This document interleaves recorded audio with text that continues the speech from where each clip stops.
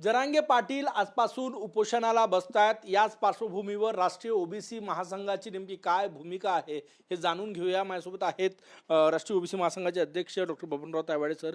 Sir, तीच मागणी आहे की तुमच्या ताटातलं काढून त्यांना द्या, यासाठी हे उपोषण आहे. नाही, त्याला तर आमचा आधीपासून विरोध आहे की आमच्या ताटातनं त्यांना काही द्यायचं नाही. जे काही त्यांना द्यायचं आहे द्यावं, आम्ही त्यांच्यासोबत आहोत, पण स्वतंत्र द्या. आमच्या आरक्षणाला कुठल्याही प्रकारचा धक्का लागता कामा नाही. आणि म्हणून आज तरी कालपर्यंतसुद्धा सरकारच्या प्रतिनिधींसोबत जी चर्चा होत होती त्यामध्ये मी जो काही अर्थ काढलेला आहे, सरकार अजूनही आमच्या ताटातलं काही द्यायला तयार नाही आहे.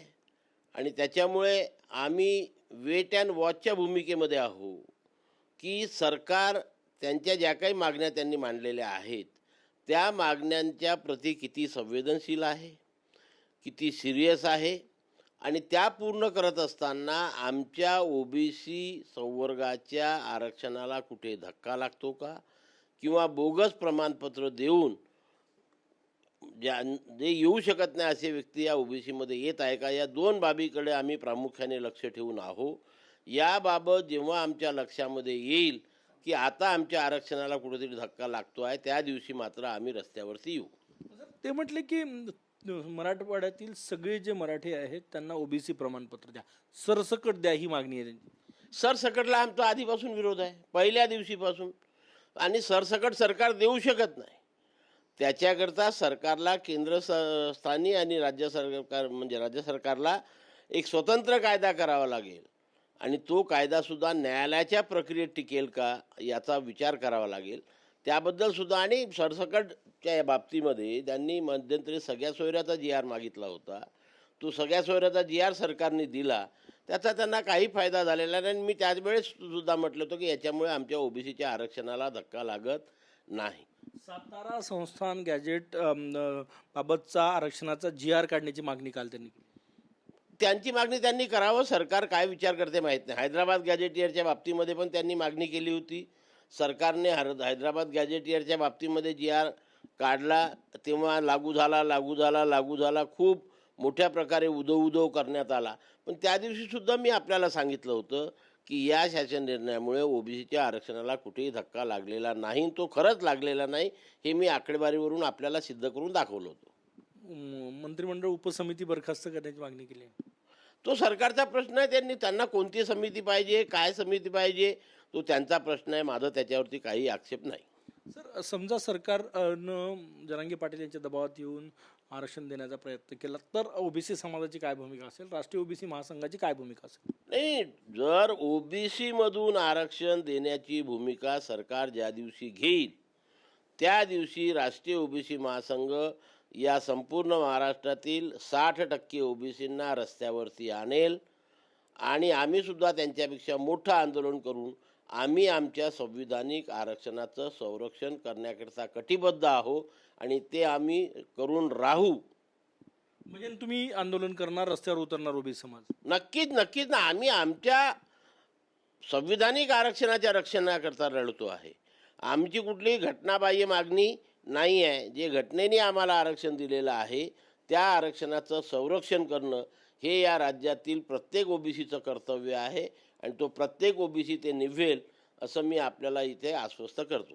सगळ्यात मोठा प्रश्न 58 लाख नोंदींचा जो प्रश्न आहे त्याच्याबद्दल काय सांगणार? 58 लाख नोंदी हे बघा, या 58 लाख नोंदीवर याच्यावर पूर्वीसुद्धा अनेकदा मी बोललेलो आहो. काय म्हणजे मला असं आठवते की 27 जानेवारी ती यादी जाहीर करा तातडीनं. बिलकुल करावी. मी त्यांच्या मताशी सहमत आहे की यादी जाहीर करावी. आणि सांगावं, एक साधं उदाहरण त्याच्यामध्ये असं आहे की 26 आणि 9 35 लाख नोंदी गजानन, ते फक्त अमरावती आणि नागपूर विभागातल्या आहे. 35 लाख नोंदी त्या 58 लाखापैकी. हे 35 लाख ज्या नोंदी सापडल्या मूळ कुणबीच आहे. आणि ते केव्हाच्या आहे? 1950 पासूनचे. आजच्या नोंदी नाही आहे. यांचं आंदोलन सुरू झाल्यामुळे नाही सापडलेले आहे. शिंदे समितीकडे काम काय होतं, शिंदे समितीने शोधून काढलेल्या त्या नोंदी आहे. न्यायमूर्ती शिंदे शोधून. कारण जर तुम्हाला व्हॅलिडिटी पाहिजे असेल तर 1967च्या पूर्वीचा पुरावा पाहिजे. म्हणजे 57 लाख म्हणतात हे 1967च्या पूर्वीचा पुरावा असलेले ओबीसीच आहे. ओबीसी आणि त्यांच्याकडे ऑलरेडी प्रमाणपत्र आहे, नव्याने कोण प्रमाणपत्र देणार आहे? जर 58 लाख नोंदी सापडल्या तर एक तरी माणूस पुढे आला का की बा ही आमची नोंद आली, याच्यामध्ये आमची नोंद आहे आणि आम्हाला प्रमाणपत्र मिळालेलं नाही? ऑलरेडी सर्वांकडे प्रमाणपत्र आहे. ग्रामपंचायतीवर लिस्ट लावा म्हणते ते. लावा ना, लावा, मला त्याचा सपोर्ट आहे.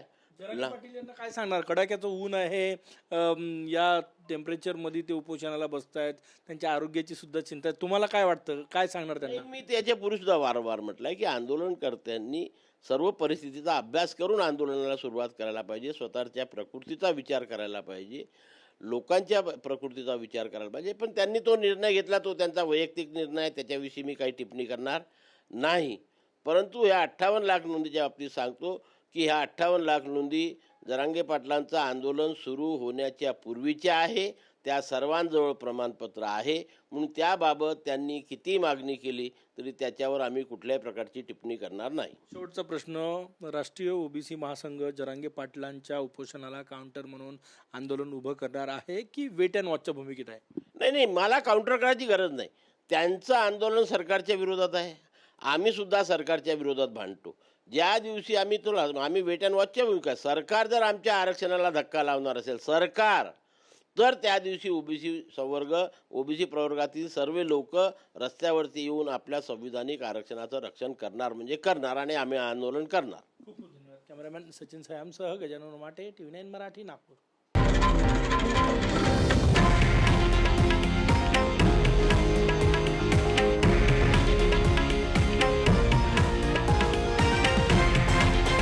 हे आहे देशातील नंबर 1 न्यूज नेटवर्क आणि आपण पाहत आहात TV9 मराठी, एकमेव.